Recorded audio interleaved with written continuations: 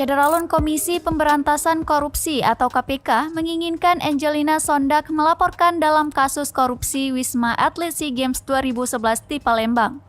Mantan politikus Partai Demokrat itu sebelumnya mengaku tahu siapa sosok penting di balik perkara korupsi yang turut menjerat dirinya tersebut. Saat awal ditetapkan sebagai tersangka, Angelina Sondag mengaku enggan dikorbankan sendirian dan bertekad untuk membongkar nama koruptor lain yang terlibat korupsi di Partai Demokrat. Angelina mengatakan korupsi tidak mungkin dilakukan sendirian. Namun ibu satu anak ini memilih ikhlas ditahan selama 10 tahun. Meski dirinya tak jadi membongkar nama pelaku koruptor lainnya, Angelina Sondag berharap suatu hari nanti dia bisa tersenyum dan bernafas lega mengetahui pelaku lainnya juga mendapatkan ganjaran yang setimpal. Hak warga binaan permasyarakatan tetap melekat pada narapidana meskipun sudah menjalani hukuman.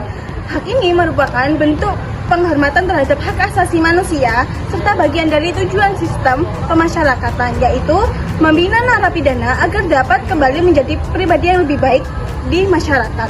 Hak tersebut meliputi pembinaan, pelayanan, kesehatan, pendidikan, kunjungan keluarga, hingga remisi dan pembebasan bersyarat. Salah satu yang sering menjadi perhatian adalah remisi, yaitu pengurangan masa pidana bagi narapidana yang berkelakuan baik dan mengikuti program pembinaan dengan baik.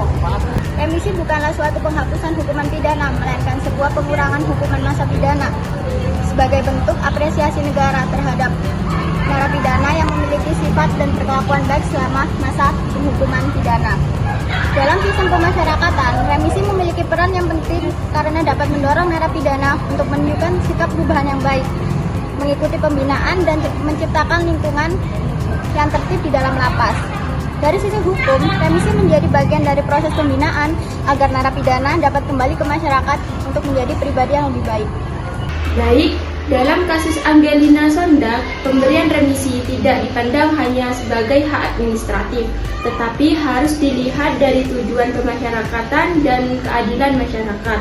Sebagai narapidana, kasus korupsi syarat untuk mendapatkan remisi lebih ketat dibandingkan narapidana biasa. Misalnya, harus bersikap kooperatif dengan penegak hukum dan menyelesaikan kewajibannya seperti pembayaran denda atau uang pengganti.